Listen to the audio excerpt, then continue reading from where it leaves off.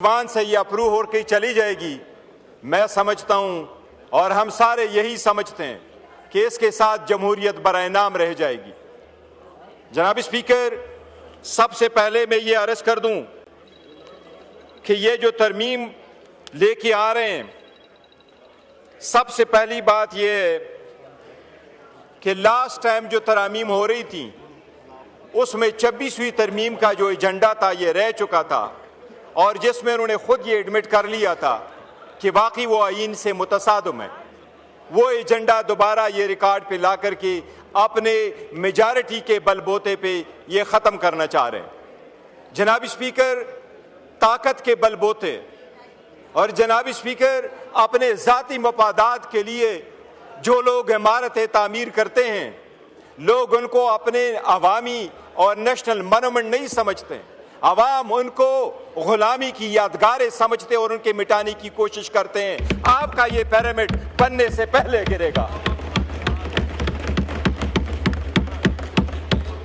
तारीख में पहली मर्तबा, दुनिया की तारीख में पहली मर्तबा एक न्यूक्लियर स्टेट के सरबरा बाहर मुल्क में बैठ के, बाकू में बैठ के वो अप्रूवल करा रहा है। इस तरमीम को हम बाकू तरमीम कहते हैं। इस बाकी तरमीम को, इस बाकू तरमीम को, इस सुबह बेनूर को हम नहीं मानते। अवाम नहीं मानते, नहीं मानते, नहीं मानते, नहीं मानते। जनाब स्पीकर, मुकद्दस जिम्मेदारी है, ऐवान कह रहा है, आईन कह रहा है, उसके इब्तिदाई अल्फाज प्रियम्बल के यही है। इब्तिदा के अल्फाज, आईन के इब्तिदाई अल्फाज यही है कि जब वोट उठाएंगे तो अपनी जिम्मेदारी ईमानदारी के साथ अवाम के लिए और जमहूरियत के लिए इस्तेमाल करेंगे। आज उसके साथ बेईमानी की गई है, उस जिम्मेदारी के साथ। जनाब स्पीकर, सबसे पहली बात तो यह है कि यह हुकूमत जब आई, PDM 2, PDM 1 की हुकूमत जिस वक्त आई तो अप्रैल में यह हुकूमत आई और मई में सबसे पहले उन्होंने तरामीम कर ली नेशनल अकाउंटेबिलिटी ऑर्डिनेंस में और 50 करोड़ से कम केसेस को कंसिडर किया कि ये करप्शन के केसेस नहीं होंगे और अपने सारे केसेस खत्म करा के ये साइड पे हो गए। और अब जाते जाते अपने आप को इम्यूनिटी देने जा रहे हैं कि हम जाएंगे तो इम्यूनिटी जाएंगे, हम कानून से बालातर है कि हमारा एहतसाब नहीं होगा। दुनिया में जमहूरी मुमालिक में अवाम के सामने, कानून के सामने जवाबदेह होना ही जमहूरियत है। कानून के सामने जवाबदेह होने ही कानून की बालादस्ती है। क्या सहाबा और खुलफाए राशिदीन पेश नहीं हुआ करते थे?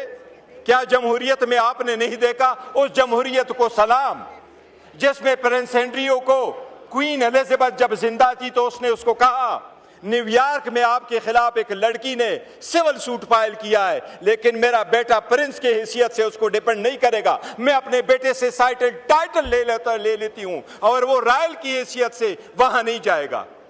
और किंग चार्ल्स ने न सिर्फ उससे बाकी टाइटल लिए बल्कि उसको कहा आज के बाद आप रॉयल लाज में रहोगे भी नहीं। इसको कहते जमहूरियत, इसको कहते कानून की बालादस्ती।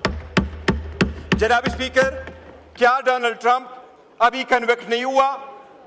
क्या उसके पास इम्यूनिटी थी? क्या सरकोजी फ्रांस का सदर कन्विक्ट नहीं हुआ? कल उसको बेल मिली है 3 हफ्ते के बाद। क्या जैक शिराक फ्रांस का सदर था, वो कन्विक्ट नहीं हुआ? क्या यहूद इजराइल वाला सदर वो कन्विक्ट नहीं हुआ? आप लोगों ने नहीं देखा दुनिया के किस सदर के पास इम्यूनिटी होती है? आप बहके, ये कौन सी बात है जो ला मिनिस्टर साहब आवाम को बावर कराना चाहते हैं कि सदर अगर चला जाए तो उसके पास समन नहीं जाना चाहिए? बताएं, आपके 15 सदर गुजर गए, कौन सा सदर है जिसके पास समन जा चुका है? जरदारी तो अपने केसेस पहले मर्तबा में पार्कलेन वाले रेफरेंस में 4 अरब रुपए की करप्शन है। क्या करप्शन में आप पेश होकर के नहीं कह सकते कि मैं बेगुनाह हूं? आप नहीं कह सकते इसमें एविडेंस नहीं है? क्या आप ये सिर्फ ले रहे हैं कानून का सामना कि मेरे पास जो मर्जियों में करूं, मैं कानून से बालातर हूं? जनाब स्पीकर, एक चीज मैं जरूर याद कराऊं, आपको अदलिया से जरूर एक शिकायत होगी लेकिन किंग जेम्स के खिलाफ एक मरतबा 1670 की सुप्रीम कोर्ट ने बाजवा के एक्सटेंशन के केस में बरतानिया के 1670 के केस का फैसला करते हुए कि उसका हवाला देते हुए यह कहा था कि वहां पर चीफ जस्टिस ने अपने किंग को कहा था और 1616 में वो बिल्कुल इम्यून थे। उसने ये अल्फाज इस्तेमाल किए थे, no matter how high you may be the law is above you. हम कोशिश करेंगे, हम इनको कानून के कटोरे में लाएंगे और इंशाल्लाह होके रहेगा। अरे क्या खाम ख्याली में रहते हो? पहले आपके सामने हुआ नहीं था? कानून के तबादले करके आईन के तबादले करोगे, आप क्या कहोगे? घर में आराम से बैठोगे? आप हमें साइडलाइन करके ये बावर करते हो कि आपकी सरकार को टिकाव मिल जाएगा।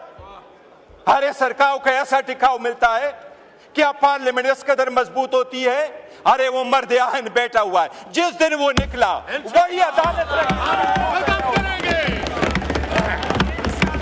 करेंगे इसको इंशाल्लाह। अरे वो मर्द आहन जब आएगा, वो जो लफ्ज कहेगा वही आईन होगा इंशाल्लाह। अगर आजमा के देखना है, अगर आजमा के देखना है, अगर आजमा के देखना है तो किसी द्वार बाजार में जाके देखो, किसी जुमे पे जाके देखो, किसी फौजी पे जाके देखो। हरे आईन और कानून उसकी मरहूनी मिन्नत है, करो। आपको आपकी सोच पे सलाम है, आपकी डर को सलाम है।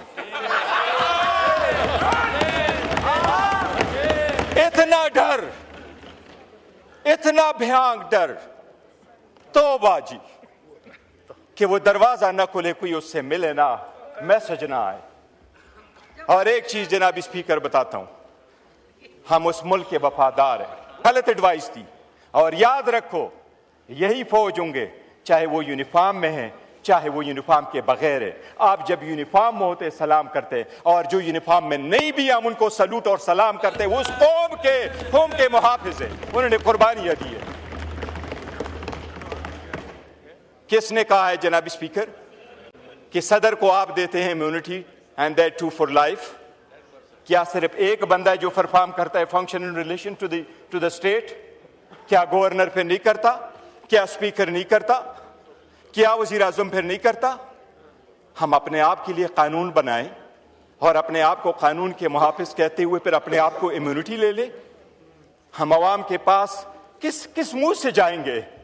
वो अवाम जो बेचारी सफर हो चुकी है, जिनके पास मिलने को खाना नहीं मिलता, जिसके हॉस्पिटल में बेड नहीं है, जिसके लिए जो वो अगर थाने में चला जाए वहां इंसाफ नहीं है, अदालतों में इंसाफ नहीं है, तो क्या हम सिर्फ एक फरके में ऊपर फरका बना दे? एक एलीट क्लास ऑलरेडी एग्जिस्ट कर रही है, एक और एलीट क्लास लेके आए जो कानून से भी बालातर हो। और आपके सारे बहाने खत्म हो गए। With all due respect law minister साहब, बहाने अब खत्म होने चाहिए। और बहाने ये थे कि जब हम पहली मर्तबा फेडरल कॉन्स्टिट्यूशनल कोड बनाने जा रहे थे तो आप लोगों ने हमें क्या कहा? आपने सुप्रीम कोर्ट की तादाद बढ़ाई, 16 जजेस थे 33 जजेस पे लेके गए। आप 53 जजेस हाई कोर्ट और सुप्रीम कोर्टों में लेके आए। मैंने आपको 16 सितंबर में यहां कहा कि 56,000 केसेस सुप्रीम कोर्ट में पेंडिंग है। वो केस जिसके लिए आप फेडरल कॉन्स्टिट्यूशनल कोड बना रहे हैं, जिसको आपने प्रिसाइसली कहा कि वो आईनी मसाइल कहेंगे, वो सुप्रीम कोर्ट में आज भी फकत 148 केसेस है। बाकी केसेस आर्टिकल 184 के नहीं है, वो आर्टिकल 199 के आईनी मुकासद नहीं है। अगर 141 केसेस के लिए आप कॉन्स्टिट्यूशनल अदालत बना रहे हैं, ये सब उसके लिए नहीं बना रहे हैं।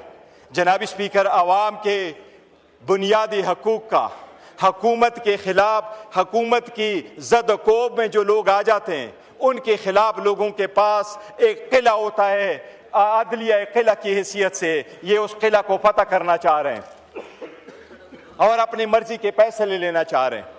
जनाब स्पीकर, मैं दो चीज़ों का बसद एहतराम अर्ज करूंगा। आज जब आपने तरमीम करने जा रहे हैं, आपने सेरेमोनियसली भी सुप्रीम कोर्ट को नहीं छोड़ा। आपने सुप्रीम कोर्ट ऑफ पाकिस्तान को ख़त्म किया, जो तो रहने दिया है, उसके हैसियत आपने उसके हैसियत को आपने डिस्ट्रिक्ट कोर्ट के मुताबिक में किया। बस जनाब स्पीकर, मैं डायरेक्टली क्वेश्चन करूंगा लॉ मिनिस्टर साहब से कि आपने आर्टिकल 176 में तब्दीली क्यों की? आज के बाद पाकिस्तान से आपने हमेशा हमेशा के लिए चीफ जस्टिस ऑफ पाकिस्तान का टाइटल खत्म कर लिया। 100% आपने खत्म कर लिया। आर्टिकल 176 में तब्दीली करके आज के बाद चीफ जस्टिस ऑफ पाकिस्तान नहीं होगा, वो chief justice of Supreme court होगा, दूसरा chief justice of federal constitutional court होगा। आइंदा पूरी दुनिया जब भी कोई आइन से रिलेटेड, लॉ से रिलेटेड, रूल ऑफ लॉ से रिलेटेड, आईनी अदालतों से रिलेटेड दुनिया में कभी कोई कन्वेंशन होगा, पाकिस्तान की नुमाइंदगी नहीं होगी, क्योंकि पाकिस्तान के साथ पाकिस्तान का चीफ जस्टिस नहीं रहा। इतना बड़ा जुल्म ना करो, वो वापस कर दो। आपने उसको डिस्ट्रिक्ट जज छोड़ दिया, लेकिन आपने सुप्रीम कोर्ट ऑफ पाकिस्तान, बताओ इस अदालत को कौन से आर्टिकल में जिसमें आपने ये रखा है ये कि there is a chief justice of Pakistan. Chief justice of Pakistan खत्म हो गया जनाब speaker, chief justice of Supreme Court रह गया। आपकी कौन नुमाइंदगी करेगा इंटरनेशनल वर्ल्ड में? जहां तक आप फेडरल कॉन्स्टिट्यूशनल कोर्ट लेके आ रहे हैं जनाब स्पीकर साहब, मिनटों के हिसाब से होता है। आप अगर chief justice federal constitutional court बनाने जा रहे हैं तो आपने प्रोवाइड किया कि प्राइम मिनिस्टर उसका पहला चीफ जस्टिस लगाएगा और प्राइम मिनिस्टर उनके जजेस लगाएगा, और वो जजेस 68 ईयर्स तक होंगे, unless and until they are 68 years old. अगर आप पहला बेच रखते हैं, सेकंड बेच कब आएगा? इसलिए आप पिक एंड चूज कर रहे हैं। ये प्रोसेस भी सरासर गलत है।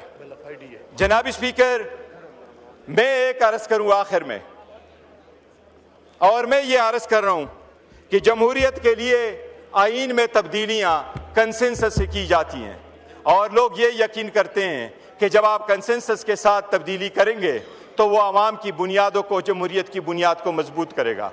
जनाब स्पीकर, उन्होंने डिवाइड प्रोवाइड किया। और एक चीज़ आपने लास्ट टाइम वज़ीर आज़म ने यह कहा था कि हमारे पास लोटों का वोट नहीं आया। मुबारक हो, कल आपने 2 लोटों के वोट से अपना तरमीम पास करवाया, वो भी 62।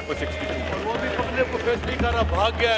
वज़ीर आज़म ने लास्ट टाइम हमें कहा प्राउडली कि मेरे जो उन्हें हमें वोट दिया है 5, उनको हमने निकाला है। उन्होंने कहा था वो लोटे नहीं थे। चलो, कल तो लोटों का वोट लिया। लोटों से बना हुआ तरमीम योराना आवाम की खिदमत नहीं कर सकेगा। ये बड़ी बदकिस्मती है। थैंक यू जनाब स्पीकर।